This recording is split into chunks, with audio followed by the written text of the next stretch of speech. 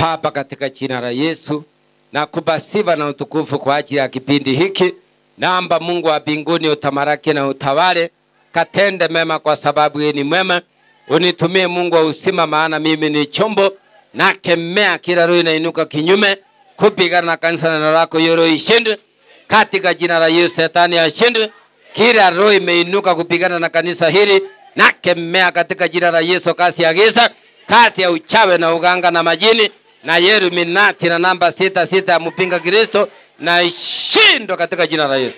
Kila vita ya Shetani ishindwe, mapepo na majini ishindwe, na kila unapigana nami kwa ajili ya neno lako Baba, nakemea katika jina la Yesu. Shetani ashindwe na wafuasi wake Baba washindwe. Kristo utamaraki na utawale mwanzo na mwisho. Naomba utawale, unichase roho wako nitawale, uonekane kipindi hiki kwa sababu yeye ni Mungu. Mwanzo na mwisho uleta amani na ushindi. Kila vita Shetani ifike mwisho. Kristo utamaraki na utawale kwa sababu yeye ni Mungu. Bori tarabosika yisorebai. Baba, naomba ukaokoe wengi waliofungwa na kutembea kwenye giza, wakaone nuru ya uokofu kupitia kwa neno hili katika jina la Yesu naomba na kuamini.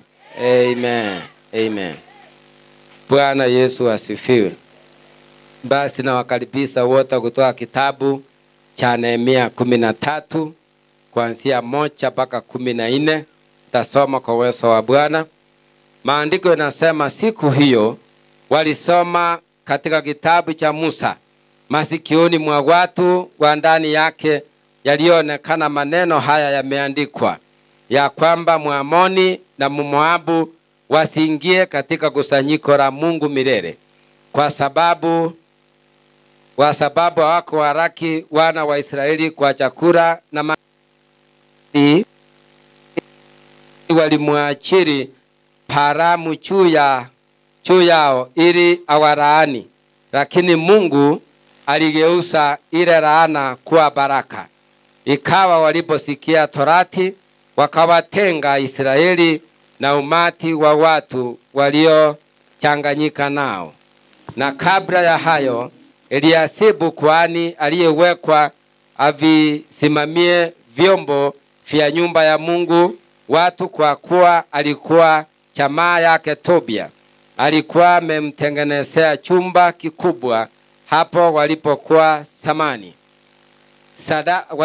samani sadaka na unga na ubani na vyombo na saka na nafaka na divai na mafuta, walivyoamuliwa kuwapa Walawi na waimbaji na mabawabu kuwa tena sadaka ya kuinuliwa zilizokuwa za makuhani. Lakini wakati huo wote mimi sikuwepo huko Yerusalemu, maana katika mwaka wa 32 na Anetesta mfalme wa Babeli nilimurudia mfalme, na baada ya siku kadha nikaomba ruhusa tena kwa mfalme, nami nikaja Yerusalemu kufahamu yale mabaya ambao Eliasibu ameyatenda kwa ajili ya Tobia, kwa kumtengenezea chumba katika nyumba ya Mungu, Nami nikasikitika sana, basi nikavitupa nje vyombo vyote vya Tobia vitoke humo chumbani. Kisha nikatoa amri, nao wakasafisha nyumba, nami nikavirudisha humo vyombo vya nyumba ya Mungu pamoja na sadaka za unga na upani. Tena nikaundua kwamba Walawi hawakupewa sehemu sao. Hivyo Walawi na waimbaji walioongoza ibada, kila mtu amerudi sambani mwake. Ndipo nikagombana na viongozi, nikasema, mbona nyumba ya Mungu imeachwa? Kisha nikawakusanya, nikawaweka pamoja bao. Ndipo Yuda wote walipoleta sadaka na nafaka na mfinyo na mafuta kwenye hazina, nami nikaweka watunza hazina juu ya hazina, yaani Seremia kuhani na Sadoki mwandishi na Walawi Redaya na Wabiri wa ilikuwa nani mwana wa Sakuri, mwana wa Makania, kwani walihesabiwa kuwa waaminifu, na ilikuwa juu ya kugawa ndugu sao. Unikumbukie hayo, Mungu wangu, wala usifute fadhili zangu nilizotenda kwa ajili ya nyumba ya Mungu wangu kwa taratibu zake. Bwana abariki neno lake. Bwana Yesu sifa. Haleluya. Bwana Yesu ainuliwe. Kuna laana iwezi kukufikia. Ambia mwenzako, kuna laana iwezi kukufikia. Uwe umelaaniwa na mchawi, uwe umelaaniwa na muganga, uwe umelaaniwa na Illuminati. Neno limesema Mungu atageuza hiyo laana na itakuwa baraka kwako. Hautakufa, utaishi, na mbele utaendelea, na jina la Bwana litainuliwa. Haleluya. Bwana asifiwe. Kwa hivyo maandiko yamesema waliposoma taratibu kitabu cha Musa, hiyo neno iliingia, na wale walikuwa wakaribishwe, maana ni watu wa baraka. Watu wa baraka wanakaribishwa, lakini watu wa fitina, watu hawana utaratibu, huwa wanakemewa na kufukuzwa. Bwana apewe sifa. Kwa hivyo wale ambao walikuwa ni Waisraeli, watu wa baraka wamechaguliwa na Mungu, ilikuwa wakaribishwe, lakini badala yake maandiko imesema hawakukaribishwa. Badala yake mtu aliachiriwa anaitwa Muparam, ili awalaani wale wabarikiwa wa Israeli. Kama umesimama vizuri mbele ya macho ya Mungu, vita navyo utaviona, matusi na mambo mengi utapitia, lakini neno limesema ile laana ina sababu, Mungu ataigeuza na itakuwa baraka kwako. Bwana apewe sifa. Kwa hivyo walijaribu kuingilia watu wa baraka, hawakuwaweza. Kama umejua kusimama vizuri mbele za Mungu, hata kama utapigwa vita, utasimama. Hata kama watasuia watoto wasisome, watasoma. Bwana asifiwe. Biblia imesema ile laana iligeuzwa. Hakuna neno inaweza kukutia nguvu wewe uliokoka kama hiyo, kwamba ile laana yao iligeuzwa ikawa baraka. Bwana apewe sifa. Bwana Yesu ainuliwe. Kwa hivyo walifikiria kwamba hii laana mtu aliachiliwa. Hebu hata wewe jiulize swali. Kuna mtu anaweza achiliwa hata kama ni mchawi, muganga, alaani la adui wako bure? Kuna gharama ya kukulaani wewe. Bwana apewe sifa. Lakini kule kuachiliwa ndiye aweze kulaani Waisraeli, Mungu alikataa. Bwana apewe sifa. Mungu alifanya nini? Alikataa. Kama umejua kutembea na Mungu vizuri, hakuna siku hata moja utatiswa, hakuna siku hata moja utaanguka. Siku zote utasimama, asema Bwana. Na mahali kunaye baraka za Bwana, kuna mambo ambao yanaweza tokea, lakini Bwana ni mwingi wa rehema na huruma, atakusimamia, atakufanya uonekane mtu. Wakati wanafikiria umeanguka, utasimama, na neema ya Bwana itasiri kuonekana. Kulingana na maandiko iko wazi, Paulo na Sila waliombea kiwete akasimama, na pia wakapeleka kwa baraza kuulizwa maswali kwamba tuambie mnatumia mamlaka gani. Si ajabu mambo hayo kutendeka hata leo. Si ajabu. Bwana apewe sifa. Bwana Yesu ainuliwe. Kuwa na macho ya kiroho ni vizuri. Ndio maana Yesu akawaambia Galilaya kwamba ombeeni mjazo Roho, ili Roho waongoze muweze kutofautisha mema na mabaya, muweze kutofautisha yaliyo ya giza na yaliyo ya nuru. Najua pengine mlifikiria yule alijiangusa hapa alikuwa peke yake. Heri yeye, maana yeye ameenda. Wala walie paki ndio wapaya hata zaidi. Heri yeye, maana yeye ameenda. Lakini wala walie mpangia uende ujianguse, uchiongereze hivi, wanafikiri wako salama. Nitaomba Mungu wa mbinguni aliyeniita kwa hii kazi atawasafirisha mmoja mmoja, ndio kanisa ibaki na amani. Msiona yule ameenda. Yeye alitekwa nyara na akaambiwa nenda wewe ukapige kelele uchianguse, useme una pepo na una chochote. Lakini Mungu ni mwaminifu. Ndio maana ukisoma mambo unasoma kitabu kama imefungwa, unapata kuelewa ni roho gani. Ndio maana hao walielewa wakachua kwamba huyu amekuja kurahani, hayuko peke yake. Amelipwa ili arahani wa Israeli, lakini Mungu alikataa. Na hiyo laana hapa iwezi ikafanya kazi. Mungu ni mwaminifu. Neno lake ni ndio na amina. Anasema kwa neno lake la kwamba sitawaacha wale nimewachagua. Hata kama watapigwa vita, mimi nitasimama na wao, na hiyo vita haitawashinda na sisi haitatushinda. Maana Mungu ni mkuu, hako pamoja nasi. Na ndio maana maandiko yamesema wazi, hata yule aliyehesabiwa akachenga nyumba, Tobia akasimamia, aliharibu kanisa na taratibu za ibada. Hata waimbaji kama hawa waliwacha kumtumikia Mungu, wakaenda kwa masamba yao, wakaacha kazi ya Mungu. Wakati roho mbaya iliingia, hapa itaingia, hapa itaweza. Yesu atatawala. Bwana asifiwe. Mungu ni mwaminifu. Mahali ametutoa ni mbali, mahali tunaenda ni mbali, na kwa nguvu zake tutafika. Hatutatizo na hivi tizo baridi, katika jina la Yesu. Bwana Yesu ainuliwe. Tumeona wengi kama hawa na wakapita, wengine wamekufa, wamesikwa. Kwa maana ni maandiko inasema kuna at some point Mungu hawezi kuachilia kazi yake iendelee kuharibiwa na mambo madogo. Biblia inasema Isaia 6 kwamba Uzia alikataa kuachilia Isaia afanya kazi ya Bwana, kwa sababu ilionekana amekuwa kikwazo, hataki kunyenyekea, aliondolewa.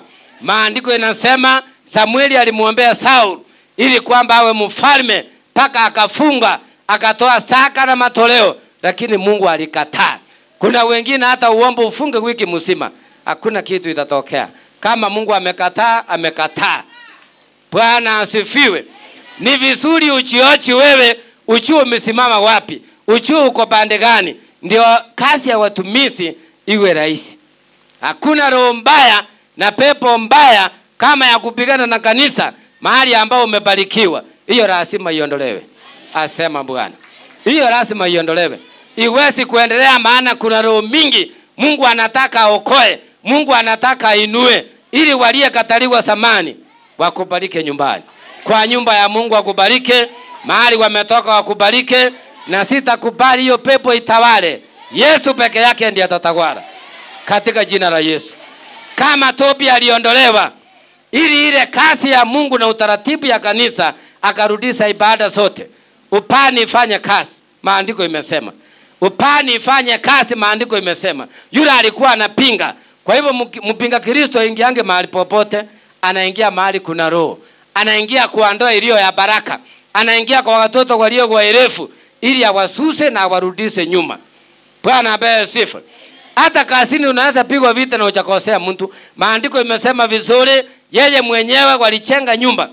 Eliasari kuhani akaona alifanya makosa kuchenga nyumba kwa utunzaji, iwekwe vitu hazina ya Mungu, lakini akakuta yule Tobia aliyekuwa Yerusalemu alienda na kuharibu. Na kila roho imeinuka inafikiria itapigana na hii kanisa, hakuna mahali itaenda, katika jina la Yesu.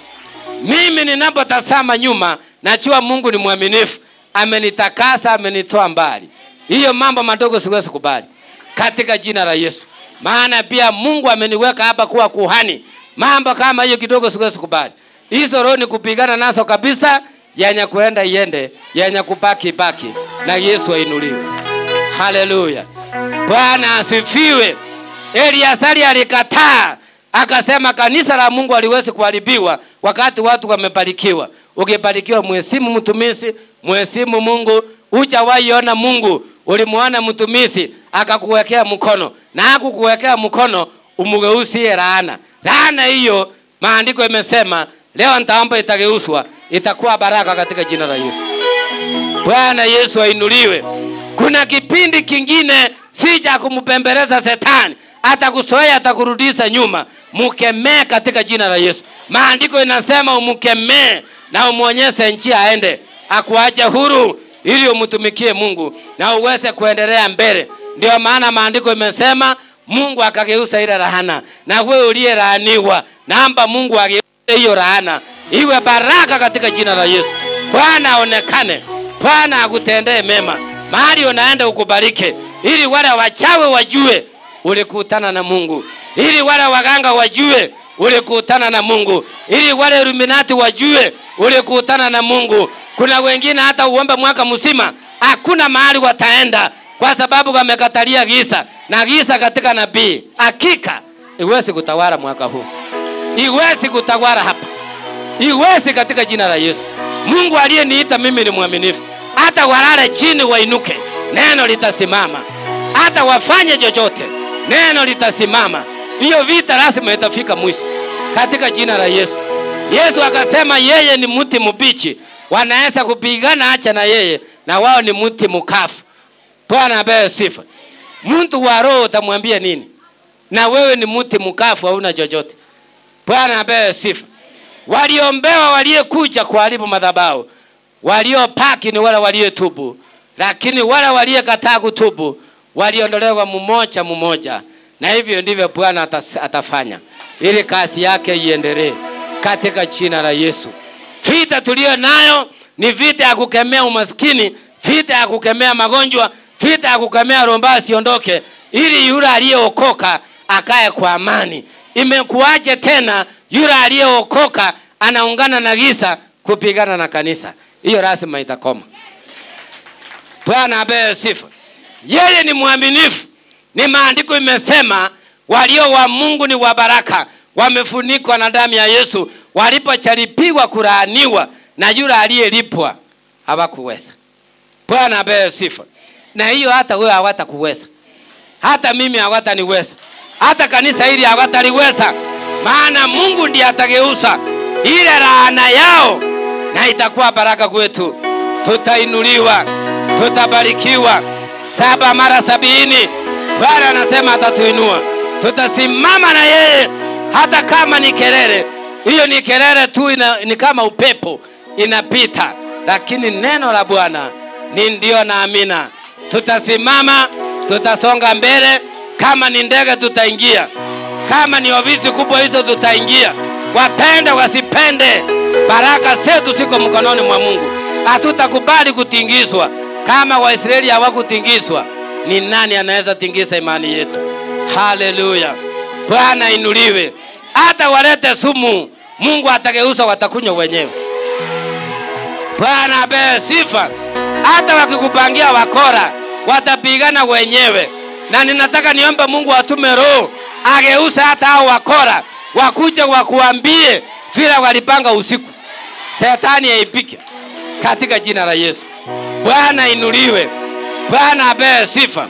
Usikubali kutizwa na hii mambo kidogo. Mungoje Mungu. Maandiko imesema ni kukaribishwa tu kwa chakula na maji, Mungu akakasirika. Mungu alikasirika kwa kitu kidogo kukaribisha wabarikiwa, wakakosa kuwakaribisha, Mungu akawalaani. Bwana apewe sifa. Kwa hivyo ile laana, kwa sababu walijua hawa ni watu wa baraka, tuwalaani. Ukiona umelaaniwa, ukiona unainukiwa, jua ya kwamba uko peke yako. Wewe ni mtu wa baraka, ndio maana wanakupiga vita. Lakini nataka tuombe Mungu leo aliyeumba mbingu na nchi. Tuombe na tumaanishe, tugeuze hiyo laana yao. Mwenye kukufa akufe, mwenye kuishi ataishi katika jina la Yesu. Na tutaendelea mbele. Tumepewa mamlaka kuamuliza kazi ya giza na itatii.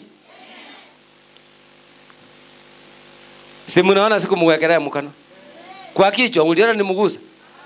Usome na hiyo. Maandiko yanasema usiwe na haraka kuwekelea mtu mkono kwa kichwa. Na wale mnafanya manabii nyumbani mnasema nimeweka katika jina la Yesu, utaanguka huko na hakuna yule atakuinua. Nimekuja hivi roho akasema huyu mtu hata usiharibu wakati, maana ana pepo huyu. Ni wa kutaka kufuruga ibada, aondolewa mabe. Na nikafanya hivyo. Siku moja mliona nimeingia hapa, nataka kwamba mwingine aliingilia hii mlango. Anajiangusa hapa, anasema saidia kuangalia. Anajiangusa chini, anasema nikaona hapa hakuna pepo. Kama umeokoka nusu nusu, Sasa ujipange ni kubaya. Bwana asifiwe. Usiokoke nusu nusu. Tofautisha mkate nusu na mzima. Tofauti yake. Ukaelewe hiyo. Bwana asifiwe. Nimewaona wengi watu kwa aina hiyo. Bwana apewe sifa. Hata sumu nimewekewa mimi mara kadhaa. Na wanaweka na ninawasomea. Tunamalizana. Siku nimejenga hii kanisa pale. Mwingine amepanda juu ya mti aniangusie mbao iniangukie kwa kichwa. Lakini hiyo sijawahi kuambia, lakini wacha niseme leo. Kupita hivi mwingine wakati kuachilia mbao, ule mwingine akasika akamwambia, "Uone bishop anapita." Akasema, "Oh, pole pole." Si pole, ni mpango. Niangukiwe Mungu kwa hiyo mti juu yangu, kwani Mungu naomba amekufa. Bwana apewe sifa. Mimi sisimami hapa kwa mamlaka yangu. Mahali nimetoka ni mbali. But at some point, sasa mahali imefika, nitaomba maombi ya kukata na soka. Shetani lazima nimuonyeshe njia. Bwana apewe sifa. Kwa hivyo hiyo vitu kidogo kidogo mnaona inaonekana ni kwa sababu ninapoomba maombi hapa watu wanabarikiwa. Watu wanainuliwa. Watu wanapata mabadiliko. Na shetani akapendezwe. Lakini apendezwe akosa kupendezwa. Sikuitwa na yeye, niliitwa na Mungu. Na lazima niombe nimpendeze Mungu. Bwana asifiwe. Leo tena waenda huko usiku waseme leo ni kubaya. Ende huko muambie ni kubaya na nakutakisiti kuwa kubaya. Na kutawaka usiku na kutawaka mchana. Paka watu wa Mungu wabarikiwe. Walie naso lazima wafunguliwe. Kila mtu apate neema yake. Na kila yule aliyejificha katika nabii kusema ni wa Mungu na ni mfuasi wa Shetani, ajipange na mapema katika jina la Yesu. Ajipange na mapema katika jina la Yesu. Hiyo kipindi ya kujificha imeisha. Wacha niwaambie ukweli, imeisha. Kipindi ya neema ya kujificha imeisha. Enough is enough. Imefika kipindi Mungu aachilie watu wake wabarikiwe. Wabarikiwe. Mungu aachilie watu wake wabarikiwe. Hiyo vita lazima ifike mwisho. Uanze kupiga watoto wengine vita kwa utarajio utafaulu. Utapita mlango gani? Maandiko yanasema yale mema unataka utendewe na wewe tendea wengine hivyo hivyo. Maana hiyo ndio Torati ya Musa manabii. Mathayo 7:12 ni maandiko. Ambia mwenzako ni maandiko. Mwambie ni maandiko. Mwambie ni maandiko. Mwambie wale walisema utakufa mapema. Hautakufa. Wale walisema ulaaniwe usipate mali. Wewe ni mtu mbarikiwa. Utainuliwa. Utaenda mbali. Mungu atakutangulia. Hao wachawi watakufa mbele yako. Mwambie tena. Mwambie tena watakufa. Mnaongeaje kama hebu tuelewane? Bwana asifiwe. Hebu tuelewane vizuri. Najua mnaongea ni kama kwa tasirai. Mimi sitaki kwa sirai. Hapana. Leo niko serious. Sitaki kwa sirai. Wametusoea. Sasa waondoke. Katika jina la Yesu. Maandiko yanasema mchawi afai kuishi. Imeandikwa. Kwa maana amekataa kubadili. Bwana apewe sifa. Na huu ukiomba hivyo, waulize wale wanateswa na mapepo usiku wa walali. Waulize watakuambia siri. Waulize wale wanafuatwa na vita hawana amani. Pengine wewe unaona uko salama, uchaelewa vizuri vile mtu anaweza kukutesa. Vile mtu anaweza kukupangia mambo ya uongo paka haribu hata ndoa yako. Bwana apewe sifa. Kuna msichana aliyekuja pale kwa maombi miaka ya zamani na ni mgonjwa, nikamwangalia nikamwambia wewe hata mkono wangu siwezi kukuwekea. Kwa maana kanisa uliyeenda uliwekelea yule mchungaji kwamba mimba uliye nayo ni yake na ilikuwa uongo. Kwa hivyo hii ni kipoko inatoka kwa Mungu. Uende utubu na urejee. Wale walio kudanganya umuwekelee wako wapi? Kaniambia ni kweli sasa. Siku hizi wamesonga nyuma wananiwacha. Maana pastor alisimama akasema mambo ya msichana ni ya uongo. Na yeye akaendelea na kasi ya Mungu. Lakini mimi hapa nateseka. Nikamwambia usipotubu kaburi yako itachimbwa. Na kuondoka utaondoka bila saka. Kwa hivyo hapa maombi hakuna, naenda kwa kanisa yako huko. Uombe msamaha. Wacha kusumbua manabii. Ati ni cheki. Unajua kuna watu wa aina hiyo. Anajua ni mchawi vizuri, ameroga usiku kucha, amekula mgongo ya mtu na mchana anakuja sina bishop. Bwana asifiwe. Mungu wanga hii. niangalilie vizuri kwa roho ya unabii. Leo nitaomba mimi utasikwa huko ukikongaonga milango ya watu. Mimi nataka Mungu ajue wale wameokoka wamesimama wapi. Hiyo ndio maombi nataka tuombe. Wa nuru ni wa nuru, na giza na nuru havichangamani. Maana kila moja ina njia yake. Bwana anasema. Kwa hivyo kuna watu unaweza tembea na wao wa roho mbaya hata ukosa kufanikiwa. Hata ugongwe na gari. Maana ni watu wamejaa hila. Ni watu wabaya na Mungu amewakataa. Munaenda nao wapi? Bwana apewe sifa. Munaenda nao wapi? Hakuna mtu ambaye anakosa kujielewa yeye ni nani. Hata hao watoto wadogo kiwauliza baada ya masomo unataka kuwa nani, utasikia mwingine anakuambia anataka kuwa soja, lakini sio watchman, police. Mwingine atakwambia anataka kuwa lawyer, anaenda kukata kesi kotini. Lakini utasikia mmoja akikwambia anataka kuwa pastor, maana hii kazi haina msaada. Sasa tunahubiri kwa mateso, tutalipwa huko mbele na Mungu aliyetuita. Ni kazi ngumu, lakini neema ya Mungu ndiye inatuweka hapa. Umesahau kusikia mtoto akisema anataka kuwa pastor wewe? Wapi? Najua. Utasikia sana nursing. ICT, mnanielewa? Nataka kuwa madam, mwalimu. Yote hiyo ni sawa. Lakini pastor ako wapi? Bwana asifiwe. Wako hapa hata ukiuliza hiyo hakuna. Maana hii ni masomo ya kiroho. Hii ni mwito. Unaweza weko hapa usimame hata jina lako ipotee. Ulizo unaitwa nani? Unaitwa nani? Haya, toa ushuhuda basi utoka kwa stage. Muniombe. Usifikiri ni rahisi. Uliona wengine Nigeria wakaua bishop wao, ati wao wakajifanya pastor. Serikali iliende kachua, kumbe waliua yule. Wote 30 walifungwa miaka 30. Kanisa ikaisha.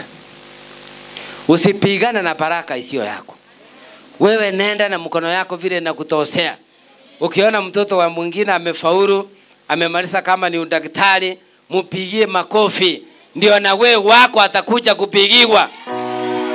Bwana asifiwe.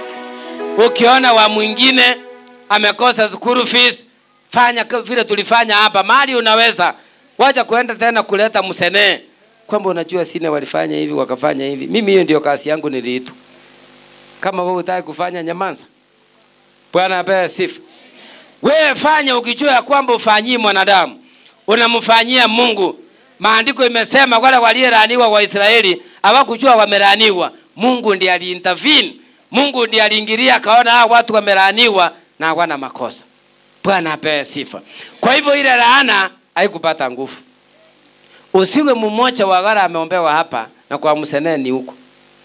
Hakuna kitu utapata. Hiyo baraka Mungu atamaliza. Bwana asifiwe. Ati wewe ndio huko unapangia wengine nenda ujianguza. Unajianguza wapi hapa? Hapa ni barabarani. Unajianguza hapa. Nimemwagia mafuta. Atajua aje. Unakuja kujianguza hapa. Ati asubuhi kusumbua ibada. Kwa hii carpet ya red. Haya. Na maandiko ndiye nasema wasi madhabahu iheshimiwe. Bwana apewe sifa. Tena alionyo na roho samani asikanyage hapa. Sijui alikuja kwa mamlaka gani. Bwana apewe sifa. Unajianguza hapa na hata roho hauna.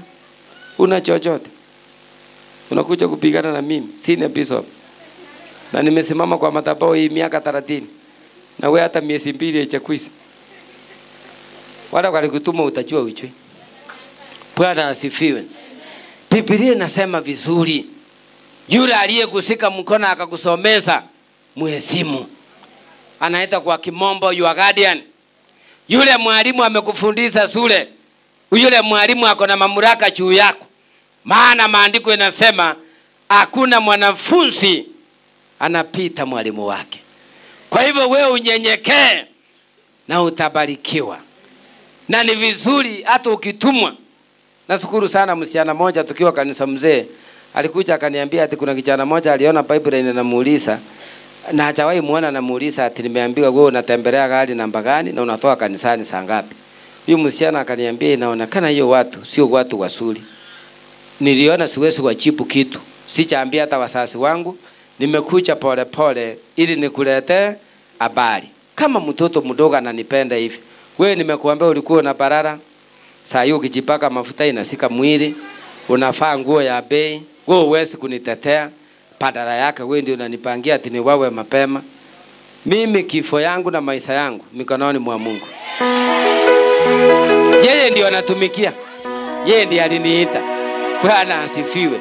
Kwa hivyo hivi itabaridi hii. Hiyo tutaomba leo Mungu atageuza. Na wale wanapigana na watumishi wa Mungu hata ili waondoka mapema. Katika jina la Yesu. They will die before their time.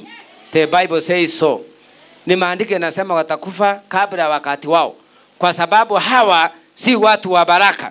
Mtumishi wa Mungu maandiko yanasema anakesa, anaombea roho yako na wewe umelala. Wewe ukilala si unangojea asubuhi. Hata unakumbuka uliota usiku nini. Unajaribu kufanya hivi. Kulikuwa na ndoto. Na ukumbuki. Lakini mimi hata kama uliota na kuambia uliota unakula ile terere na kupima tu. Lakini wewe ulikuwa umelala. Sasa unapiganaje na mti ambao ni mkafu? Na wewe mwenyewe unaona ni mti mkafu na ile ingine ni mbichi. Tofauti. Iko kubwa.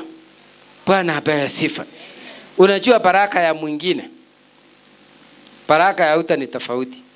Unaweza kimbizana baraka ya uta, kumbe ya uta ni kidogo, yako ilikuwa kubwa. Mungu anu unapigana na hii ndogo, wewe nitakususa zaidi. Bwana apewe sifa.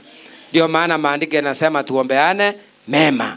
Na tukiombeana mema, mambo itakuwa sawa. Unaona Eliaseli mwenyewe aliona alifanya makosa.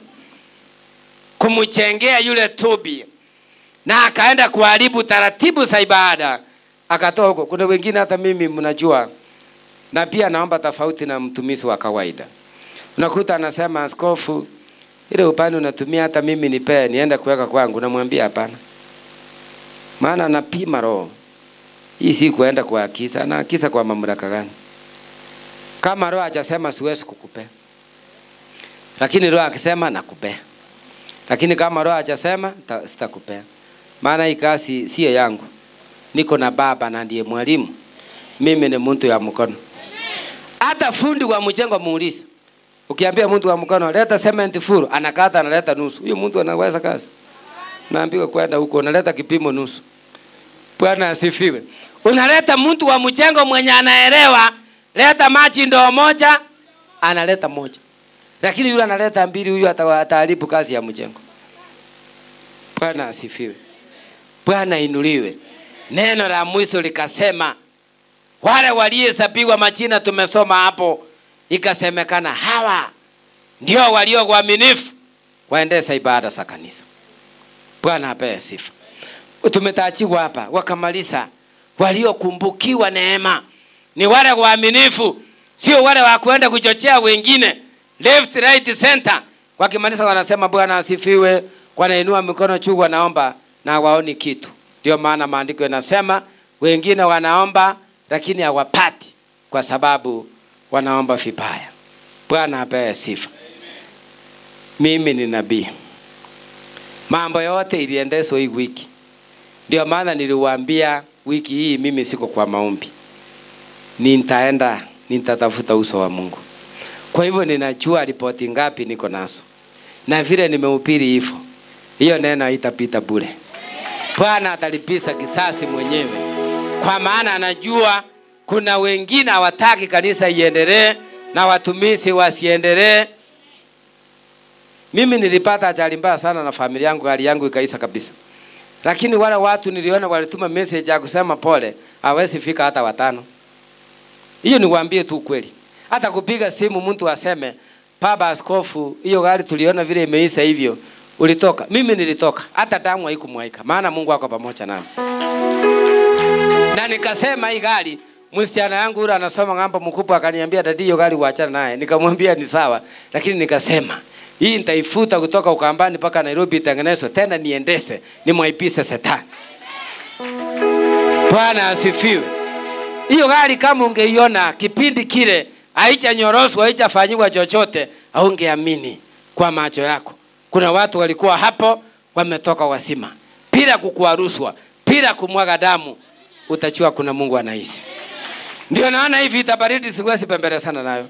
Hiyo ni kusuguma na ienda kabisa katika jina la Yesu.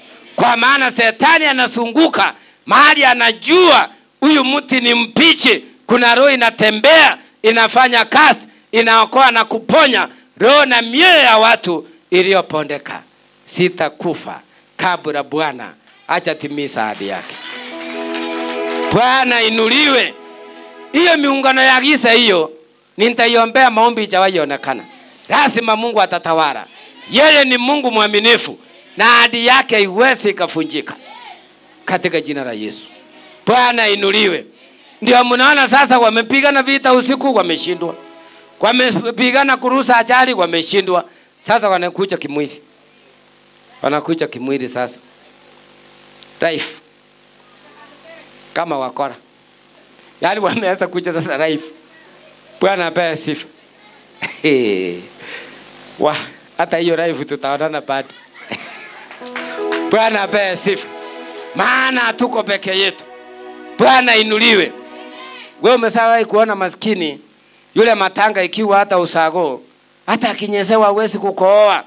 Ako hapa hata amekanyaga chini hana hata akara. Yeye ndiye anatumwa enda kwa stage. Enda ulete chumvi. Enda ukate uakize miti. Enda ukate ndizi ama mahindi ichomwe kwa matanga. Huyu mtu nani ako naacha naye? Ana akili hata ya kutafuta Yesu. Maana walimuosa, walimpraini was ana chochote. Huyo mtu hata choo achui kuchimba kujenga kwake. Huyo mtu Shetani alimumaliza, anaacha gani naye? Wewe sasa endo anza kuplan. Hapa hii mpaka na fence. Umwaga kokoto, mchanga unachenga choo, utakohoa.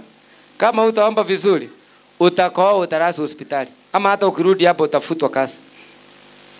Watafanya mkutano haraka agent. Huyu mtu ametoa pesa wapi? Amemwaga mchanga, amemwaga cement, amemwaga matafali. Kwanza jua kama ni Illuminati ama anafanya kazi gani. Akatajua hata umeokoka. Lakini waseme chochote kile watasema, Mungu wetu ni wa baraka. Alimubariki Ibrahimu na Isaka na Yakobo. Alibariki Mesaka, Shadraka na Abednego. Alibariki Ayubu. Na sisi ni wabarikiwa. Hata ndege tutaendea. Kwani iko nini? Mungu tunaomba hajakufa. Bwana inuliwe. Bwana apewe sifa. Kwa hivyo ile laana yoyote ambaye inatawala maisha yako, Mungu amesema tuombe tuigeuze iwe ya baraka. Ili mahali unaenda ofisini ukubarike. Mahali unaenda kwa biashara ukubarike. Mahali unaenda kwa ndoa ukubarike. Na Yesu aonekane. Bwana inuliwe. Kuna mahali niliomba siku moja kwa boma ingine.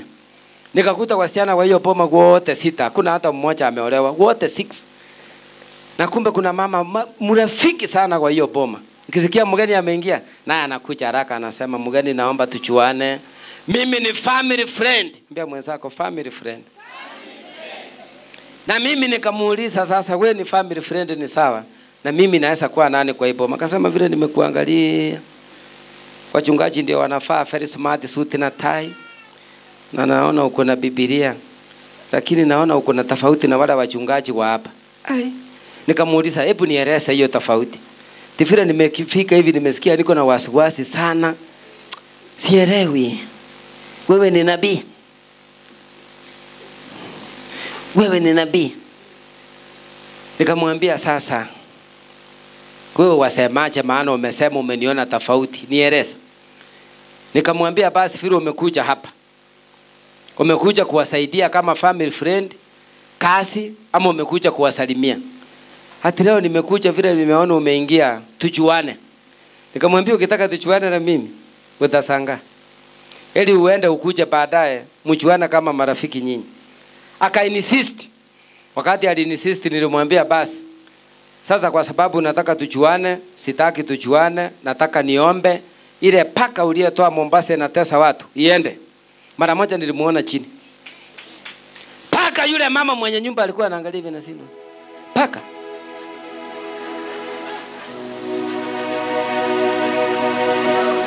Paka yeye ni mwenyewe ndiye alikuwa na shida kubwa ya boma, akaona kama shida yake ni kidogo. Huyu ako chini anagagaa hivi. Kaniambia muombe asikufe, na toa vitu chafu kwa muombe kwanza atulie. Ai, nikupaya aje. Bwana asifiwe. Sasa nikaamuru katika jina la Yesu. Nikasema ile mapepo yote aliyeleta na tesa ile boma iende. Pasi akaanza kuchiongeleza. Yule mama alipona mpaka akasema kumbe dunia sina rafiki. Kama huyu anaanza nifanye hivi, kwa hivyo sina rafiki. Kwa hivyo inaata words. Mungu akageuza ile laana alileta pale ikawa baraka ya boma. Bwana apewe sifa. Yule mama sasa tukakaa chini akaanza kuniambia kuna kijana yangu ni mwalimu miaka 17 aliandikwa kitambo achachenga. Hona vile pombe imekaa kama sina watoto. Mwingine alienda Dubai achawahi piga simu. Nikamwambia mama, maombi nimemaliza. Wewe ngoja majibu wiki hii. Uone vile Mungu atakupigania. Bwana apewe sifa. Mungu akaonekana kwa ile boma. Maandiko inasema mahali watumishi watakanyaga mabadiliko itaonekana. Kama kule kwa boma ni mbali, mabadiliko yanaonekana. Na katika madhabahu hapa tutasema nini? Bwana apewe sifa. Bwana inuliwe. Maandiko yamesema yule Eliasari aligombana. Si ati aliwapembeleza. Maandiko yanasema aligombana, mbona mnaharibu kanisa? Aliwakemea. Ile vitu yote akaamuliza. Ile nyumba iliyojengwa iweke vitu ya kanisa. Na sadaka na matoleo na ubani. Yote ile vitu vichafu vikatolewa nje, ikaoswa, akarudisha taratibu za ibada. Ni mara mingi nimesema kuna wengine wanaweza kuja wachingize kwa hii kwaya kwamba ni waimbaji, lakini kumbe wanaimba hapa mchana na usiku wanaimba baharini. Lakini kwaya itaoswa katika jina la Yesu. Kwa hivyo Mungu anataka taratibu za ibada. Usibarikiwe uone umefika. Ukumbuke ya kwamba ndiposa ufike mahali umefika. Ulipoingia hapa ulifananaje? Uende utafakari leo. Maana Mungu ameleta hoyo kubwa katika kanisa.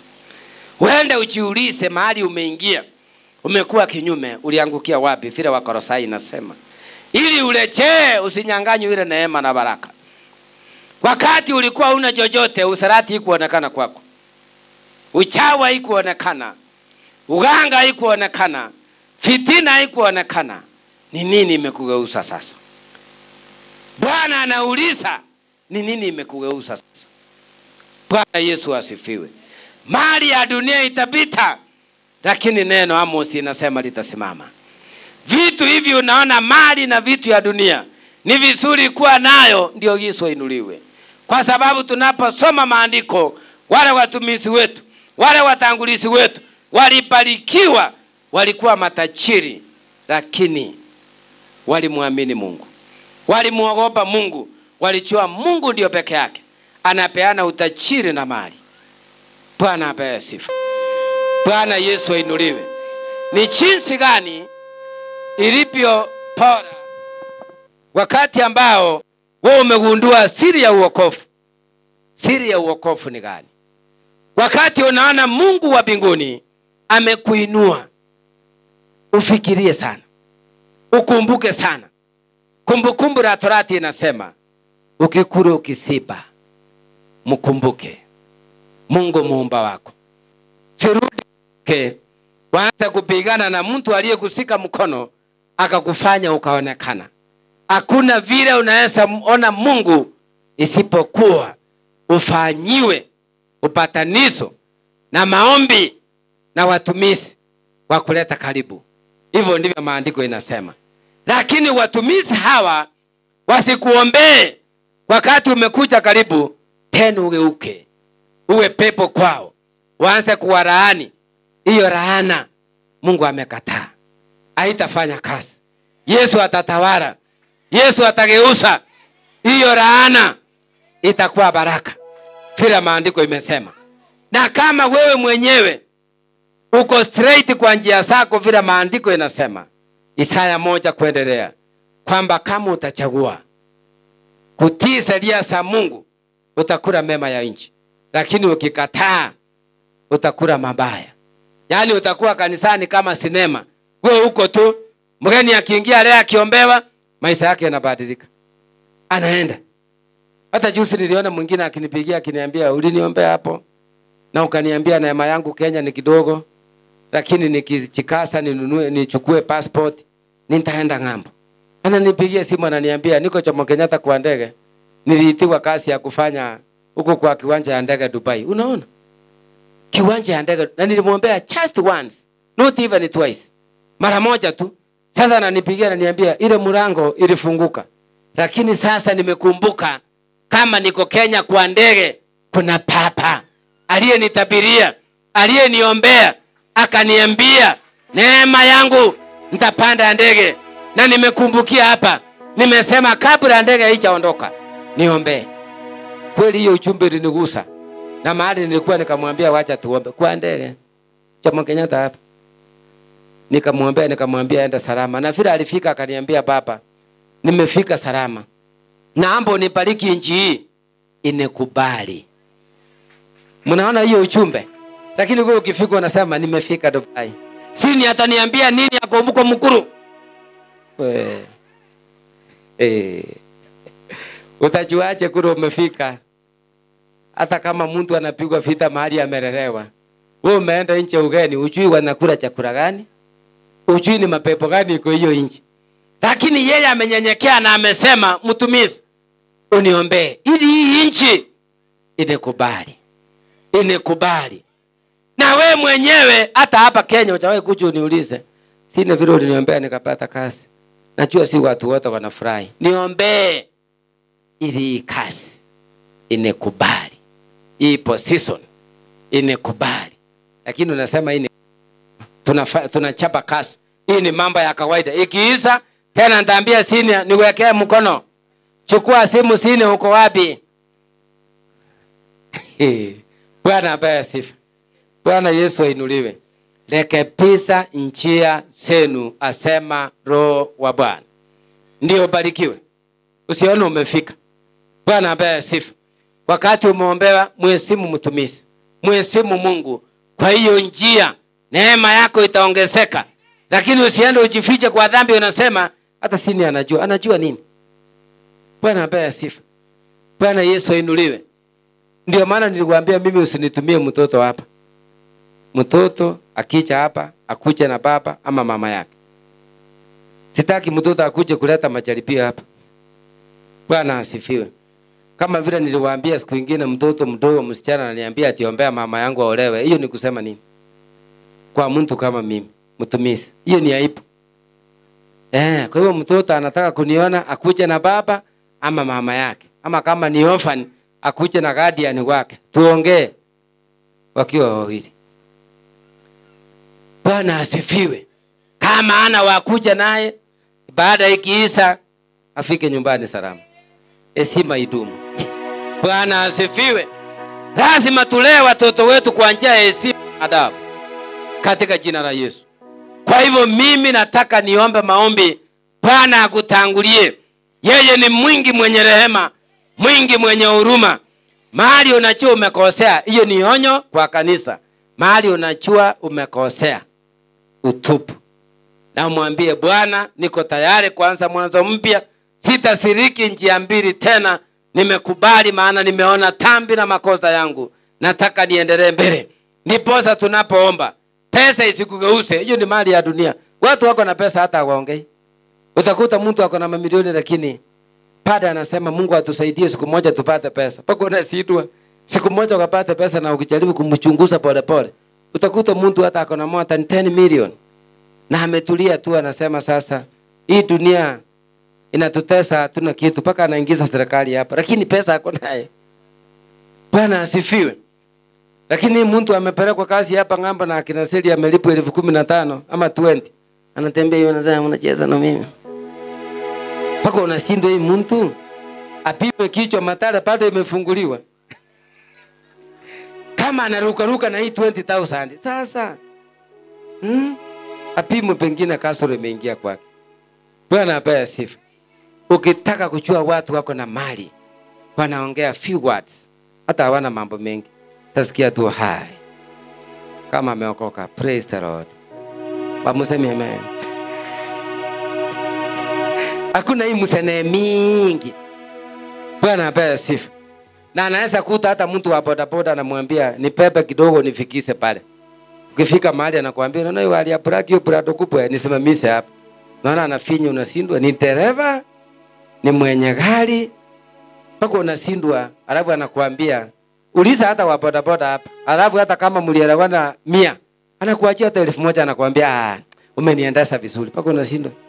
Kwa hivyo nilikuwa nimepepa na anaongea mambo ya watu wa chini.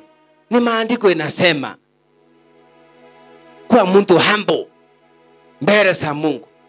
Usiende utajiriki unatupa bibi, unatupa watoto. Mama usiende utajiriki, unaanza kuambia mzee usijipange, mimi naanza kutafutia nyumba ya 2 bedroom huko Pipeline huko karibu na cooperative. We, tutaomba hiyo mambo ya cooperative huko, hiyo nyumba usipate. Bwana asifiwe. Kwa hivyo nyenyekea. Ndio naona Waisraeli wao wanatembea tu hawana maneno. Lakini kwa sababu waliomba maombi yao, wakalia machozi, maombi ikafika, Mungu akasukisa neema ya baraka. Sasa inawalinda. Maandiko yanasema inawalinda mbele, inawalinda nyuma, inawalinda upande na upande. Wakati maadui wanainuka, Mungu anainuka anasema hao ni watu wangu.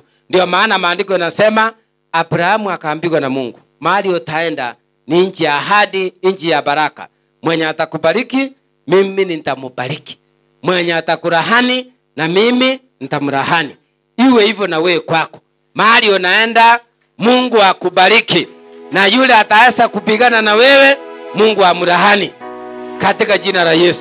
Na utaona inafanyika rahisi wakati wewe mwenyewe umesimama katika njia za Bwana. Wengine ni waongo. Hapa tunaambiwa maandiko inasema vizuri, walichenga nyumba ya Sina. Na wewe ukatanganya, Sina nikipata kazi nitatoa fungo. Uliza mwenzako, unatoanga fungo? Unatoa pesa ya development. Tutafinyana kwa kanisa ndogo milele. Ama tutangojea watu wa ng'ambo wale walioombewa wakaenda ng'ambo wakatuchangie. Hata sisi hapa tumebarikiwa. Waacha wale watoe sehemu yao na sisi tutoe sehemu yetu. Na jina la Bwana liinuliwe. Hawa watoto mnaona hapa wamekwama, hawaendi shule. Wengine hata waliniambia hawakufanya mtihani. Wengine waliniambia walifanya lakini ripoti zao hawakupewa. Maana wazazi hawakulipa. Isikuwe ni furaha kwako. Ukitoa hata 100 itampusti mahali. Na Bwana akiona hiyo 100 atakuletea 200. Atakuletea 300. Ataona ya kwamba umesaidia mtu ambaye alikuwa amelemewa, lakini sio kuenda kumchochea. Bwana apewe sifa. Nimewaambia mimi nimeomba sana. Hata wengine hawataki tufike hapa. Wanasimama hivi wanasiwaanguse. Mimi ndio dereva nimeendeza mpaka hapa. Hata sasa iwaanguse. Sasa Mungu ananingojea nihubiri. Alafu wewe unaniambia nianguke niue. Na una uko hapa. Na umeingia hapa. Si yako hapa. Si ati alitumana yuko. Ule alienda alikuwa na miso nyingine, si alisindwe. Sasa huyo mwingine hako tu. Na anasema sini akufe mapema. Nikufe mapema nienda wapi? Bwana apewe sifa. Mimi nitaendelea kwa nguvu za Mungu. Na familia yangu tutaendelea. Maana sisi ni wateule.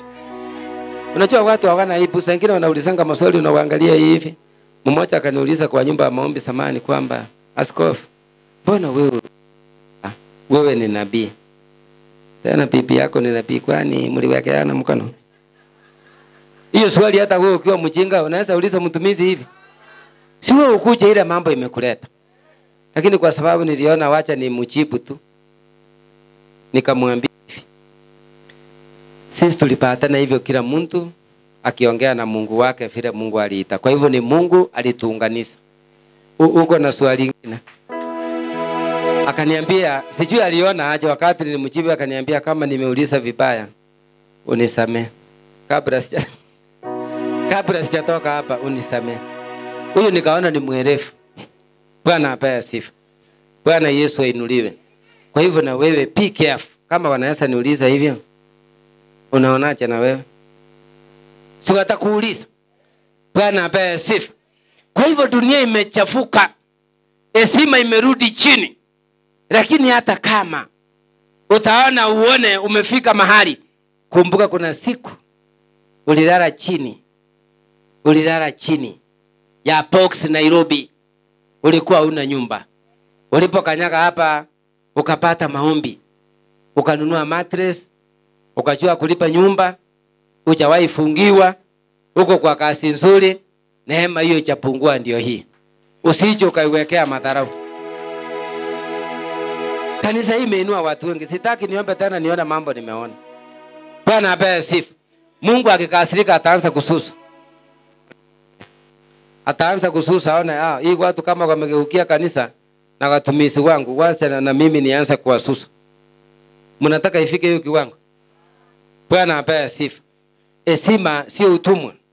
Ukiona umepata kitu umeinuka, unajua mimi naweza endesha hiyo gari ya pesa kidogo na wewe uendesha ya pesa mingi.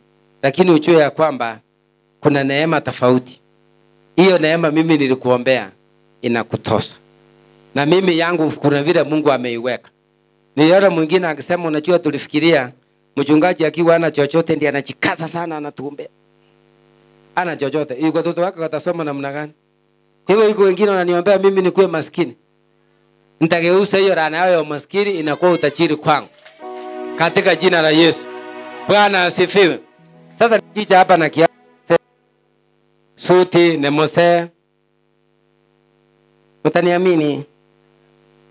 Si mtasema atatuambia tutabarikiwa. Hii kiatu umesonwa na fundi iko na karaka. Sasa hii baraka itakuacha. Bwana apewe sifa. Lazima tusome kutoka kwa baba ndio tuamini. Ndio maana Mungu akamwambia Ibrahim, wewe mahali unaishi hao watu ni wachafu, kuna madhabahu hapa ya laana hutainuliwa. Toka nikutume mahali ambao utaenda utabarikiwa, na yule atakubariki kule na mimi nitambariki. Yule atakulaani kule na mimi nitamlaani.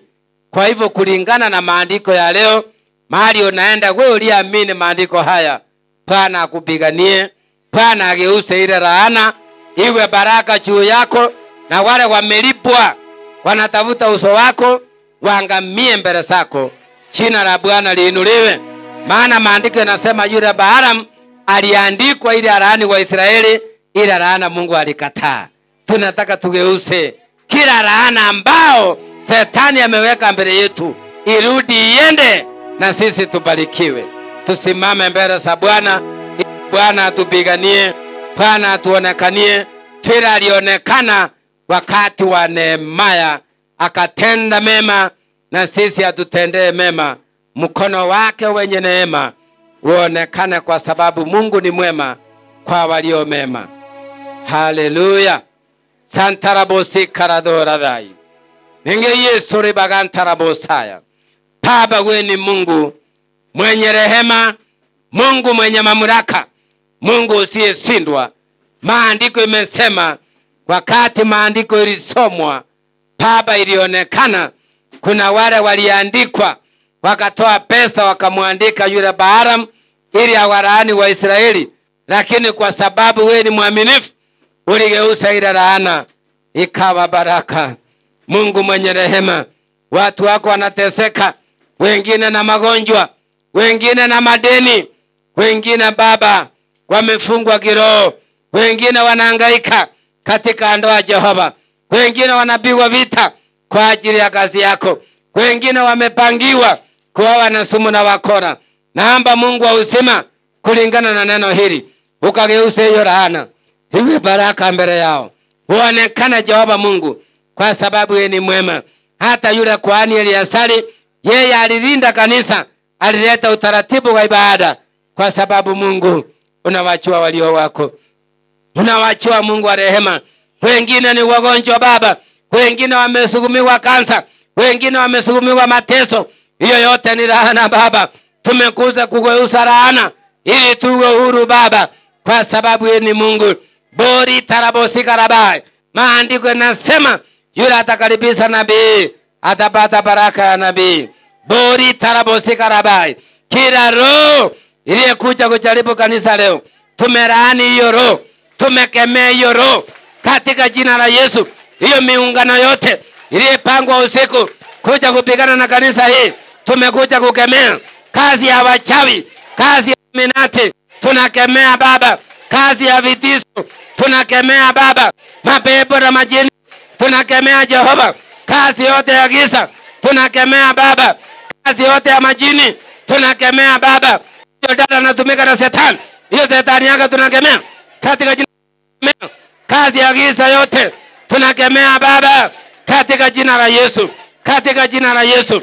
Kila roho imegeuka kupigana na kanisa hii, tunakuja kukemea katika jina la Yesu. Tunakemea Baba, tunakemea Jehova. Kazi yote ya giza tunakemea Baba katika jina la Yesu. Shetani ashindwe, Shetani ashindwe. Kila roho inapigana Baba na watumishi Jehova, na siri ya Bishop Baba na mama askofu Baba, tunakemea roho ya uchawi, tunakemea Baba roho ya uganga Baba, roho ya Illuminati, tunakemea Baba kila mmoja mwenye Baba hawa Shetani anatumia. Tumekemea mipango ya Shetani, tunasambaratisha utawala wa Shetani katika jina la Yesu, katika jina la Yesu. Shetani na wafuasi wake washindwe, washindwe katika jina la Yesu, washindwe katika jina la Yesu. Kila roho inapigana na kanisa hii Baba, Nabii Bafu Christian Church, naomba Mungu wa uzima uingilie kati Baba. Hiyo roho tunaikataa katika jina la Yesu, katika jina la Yesu, katika jina la Yesu. Kila roho inapigana na Wakristo Baba, hiyo roho tunaikataa, hiyo roho tunaikataa katika jina la Yesu Baba. Kila roho inapigana na Wakristo katika nabii, tunakemea roho ya vitisho, tunakemea Baba katika jina la Yesu. Wachawi na waganga tumesambaratisha ufalme wao, tumesambaratisha, tumesambaratisha katika jina la Yesu. Maandiko yamesema Baba, uligeuza ile laana ikawa baraka Baba. Kila laana Baba inatesa watu wako, iwe ni ya magonjwa, iwe ni ya kifo, iwe ni ya umasikini, tunakataa laana katika jina la Yesu. Tunakataa kwa nguvu kila laana ya Shetani, kila laana ya Shetani. Kataa kwa maisha yako. Mwambie Bwana Yesu, umekataa laana ya Shetani. Kataa laana ya magonjwa, kataa laana ya kurudisha nyuma, laana ya kupinga imani, laana ya umasikini, laana ya vita, iondolewe. Laana ya umasikini, laana ya uchawi, laana ya uganga, laana ya Illuminati, laana ya mateso, laana ya magonjwa, iondolewe, iondolewe. Mwambie Bwana, mwambie Bwana Yesu, utaki kutembea na laana yoyote. Mwambie Bwana umekataa. Oreba, mwambie Bwana umekataa kila aina ya laana, umekataa laana ya kutoendelea. Mwambie Bwana umekataa, mwambie Bwana umekataa. Oreba, kila laana iondolewe, iondolewe. Laana ya ukataliwa, laana ya vitina, laana ya uchawi, laana ya magonjwa, laana ya madeni, laana ya umasikini. Mwambie Bwana, mwambie Bwana Yesu, mwambie Bwana Yesu, mwambie umekataa kila aina ya laana inasumbua maisha yako. Mwambie umekataa. Haleluya, mwambie umekataa katika jina la Yesu. Kila laana inaleta vita, kila laana ya usharati, kila laana ya backsliding, kila laana yoyote, mwambie Bwana umekataa.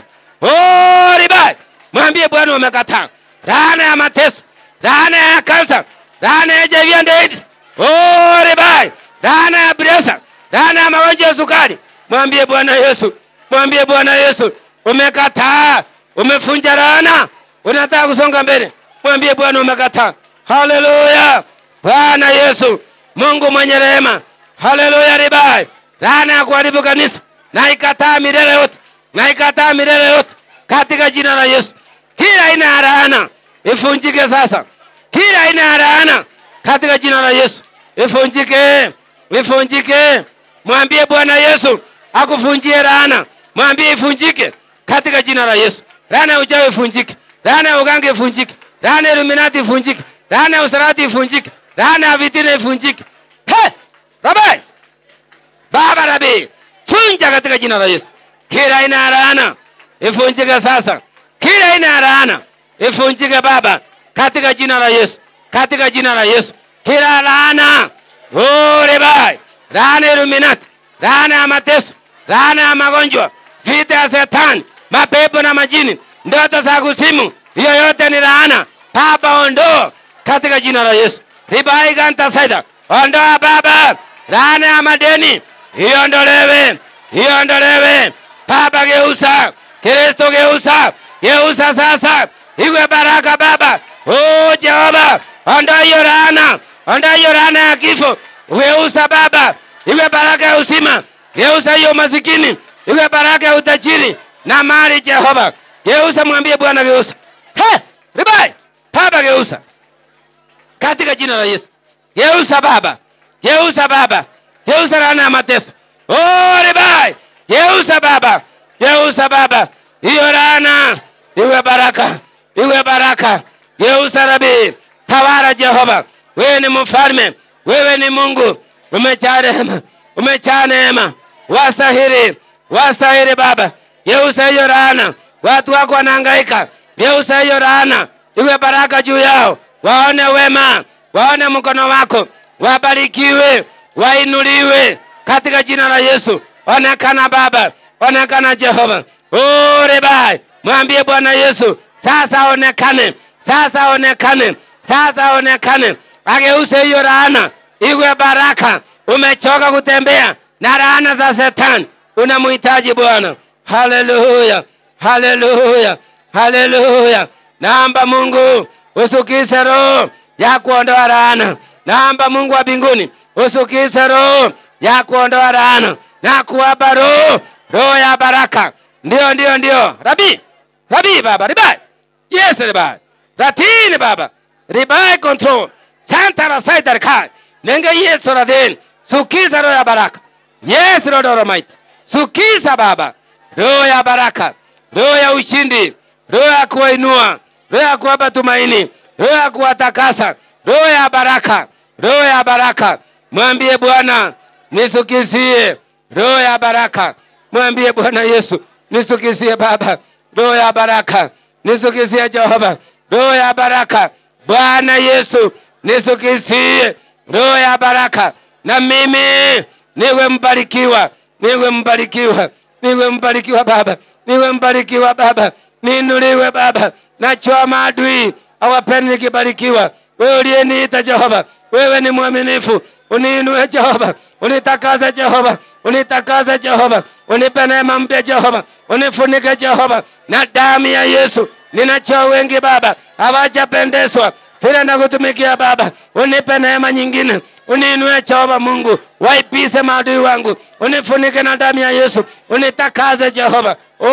Ribai. Hii madhabahu. Uniinue Jehova. Uniinue Jehova. Unitakaze Jehova. Waisraeli walilia. Waliomba Baba. Uliwalinda Baba. Uliwalinda Baba. Uliwalinda Jehova. Hata wakati walilaaniwa. Uligeuza ile laana ikawa baraka. Geuza laana yote mahaka maisha yangu iwe baraka Baba. Ndibai. Baba radin. Yes Lord. Bori tarasaida. Nenge Yesu radin. Bori tarabosika. Nenge Yesu ribai.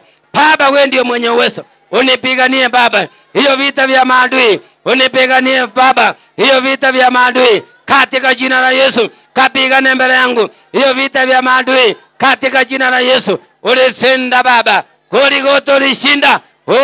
Ribai. Baba utawale. Uwainue wapendwa hawa. Uwatakasa Baba. Uwainue Jehova. Ugeuze laana yao iwe baraka. Iwe baraka Baba. Ugeuze laana mbele yao iwe baraka Baba. Kila laana na watesa uiondoe katika jina la Yesu. Uiondoe katika jina la Yesu. Uiondoe katika jina la Yesu. Baba uonekane. Wewe ni mfalme. Wewe ni Mungu. Kila kifungo ya Shetani ibilisi uwaondolee Baba. Roho ya kuharibu ibada kuanzia leo Baba. Uimalize katika nabii. Ibada zote sikubariki. Sipata kibali. Wewe ni mfalme. Wewe ni Mungu. Unastahili. Unastahili Baba. Unastahili Jehova. Unaweza Baba. Wewe ni mwenye nguvu. Walionewa na kuteswa na Shetani ukaonekana kwao. Kwa sababu wewe ni Mungu. Huyo msitana Baba aliyetumika na Shetani mahali ameenda, wacha ajue wewe ndiwe Mungu. Wewe ndiwe Mungu. Wewe ndiwe Mungu. Mahali ameenda Baba akutana Baba na uguso wako. Pata kutambua na kuamini wewe ndiwe Mungu.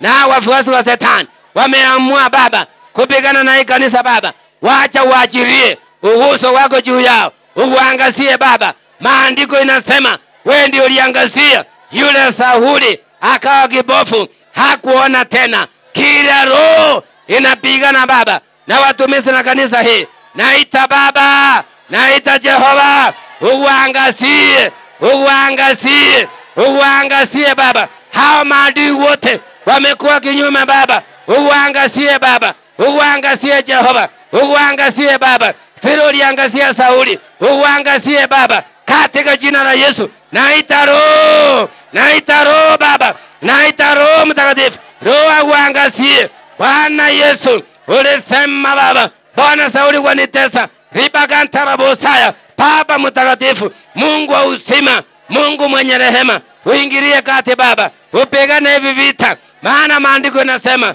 hii sio vita vya mwili, ni vita vya kiroho. Paka wa mwili wamekuja Baba, uonekane Baba, uonekane Baba, usichelewe Baba kulipiza kisasi, ulipize haraka katika jina la Yesu, ulipize Baba katika jina la Yesu, ulipize kisasi katika jina la Yesu. Ore bai, ore tin, ore bai. Mungu mwenye rehema, Mungu mwenye nguvu. Maandiko hajabadilika. Maandiko yanasema wakiwa katika mateso kule Misri, wa Israeli walilia Baba, waliomba machozi ikatoka kwao, ukasikia Baba, kwa watu katika dhiki, kwa watu katika mateso. Naomba uonekane, oh Jehova Mungu, naomba uonekane vile uliwajibu Baba wa Israeli Jehova, wakiwa katika kifungo, wakiwa katika utumwa kule Misri Baba. Naomba uonekane, naomba uonekane, naomba uonekane kwa maadui wanaopigana Baba na kanisa hili Jehova, na watumishi Jehova. Naomba uonekane, naomba uonekane, naomba uonekane, naomba Jehova Mungu, naomba uonekane. Wale wameona Baba, wamefika wanapiga vita, Kristo uonekane. Wewe ndiye Mungu, wewe ndiye Mungu. Ulipiza kisasi, ulipiza kisasi, ulipiza kisasi Baba, wewe ni Mungu. Ulipiza kisasi wanapoenda Jehova kwa hiyo mikutano yao, hata wabaki huko katika jina la Yesu, wapata kutambua na hata kuamini kwamba wewe ndio Mungu, kwamba wewe ndio Mungu, kwamba wewe ndio Mungu. Mwenye neema ni wewe, mwenye mamlaka ni wewe. Nalilia kanisa lako Baba, uonekane kwa hii kanisa, uonekane, ufunike kanisa hii.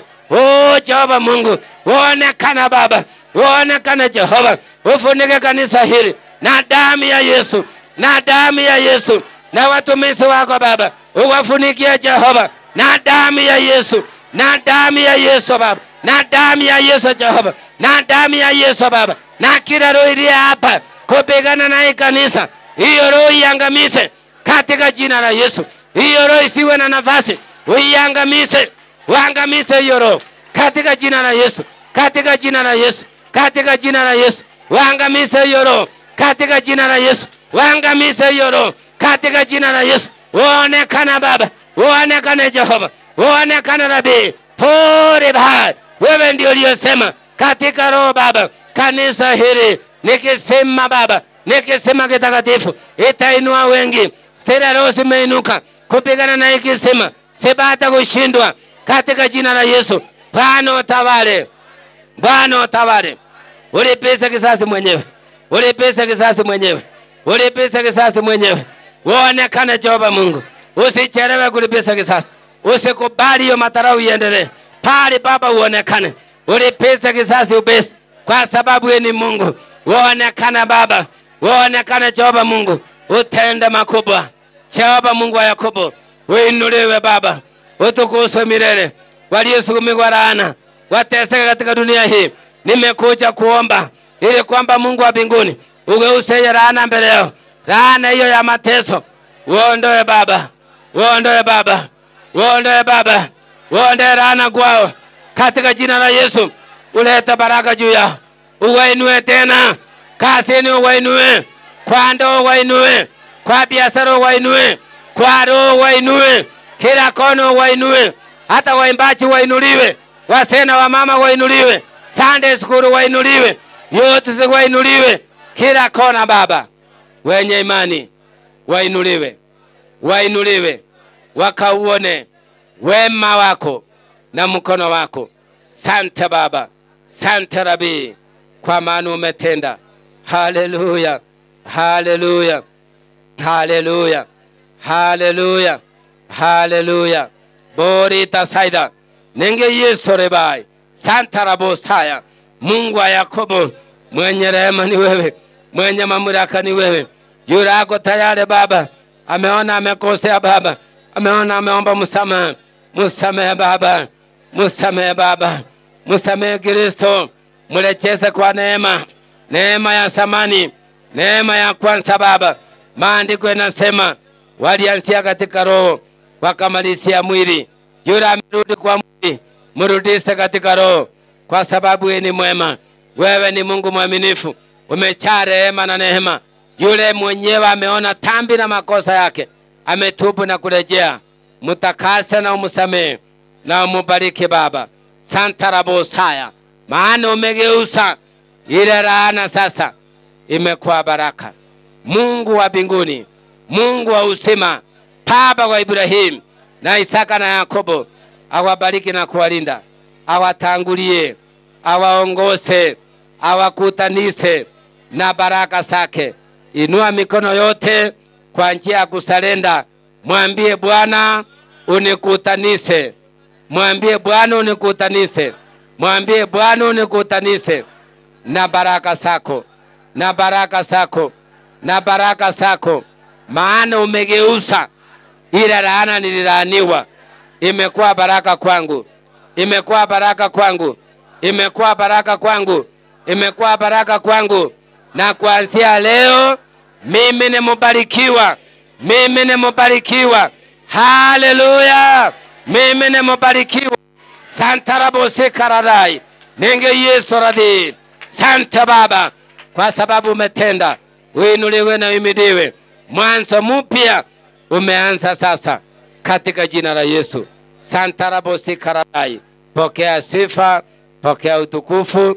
Tusangilie mbele za Bwana na kusema wastahili, wastahili Baba, wastahili Baba, unastahili Baba, unastahili.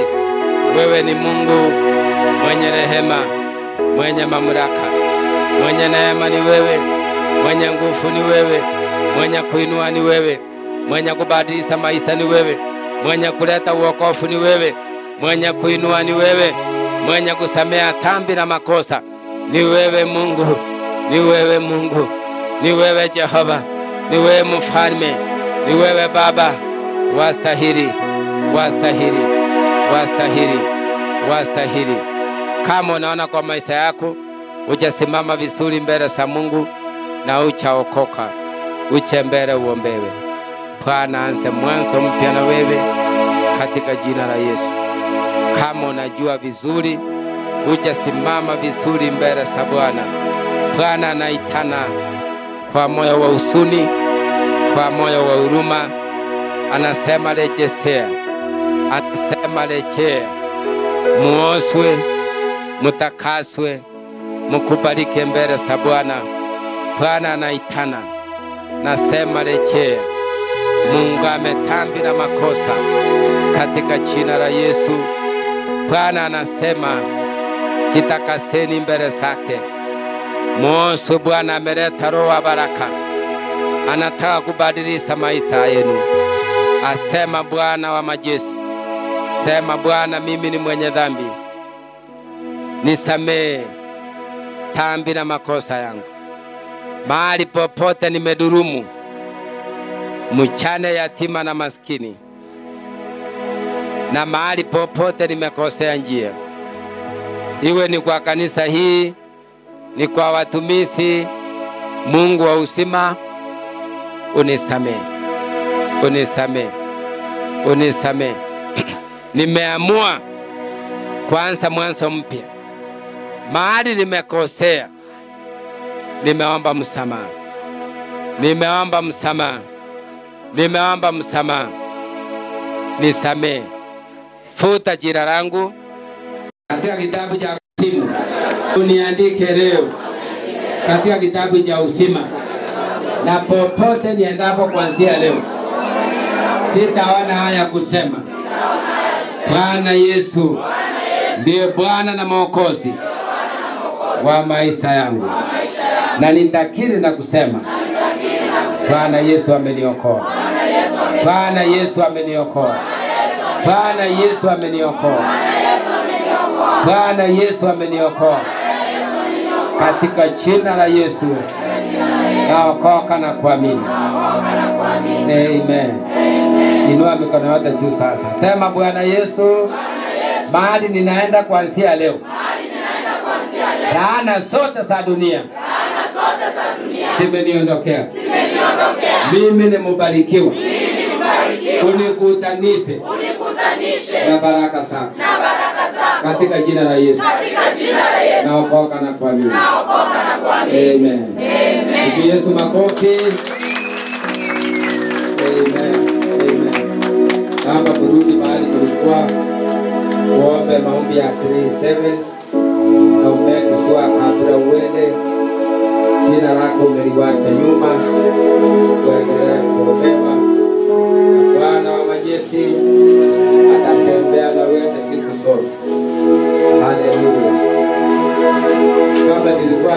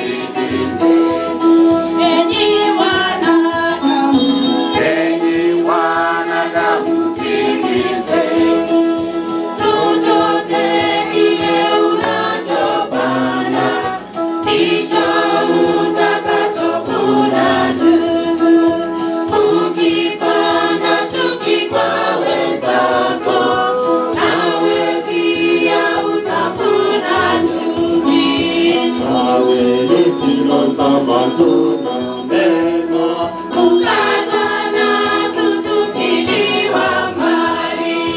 ardhi zisizo za matunda mema.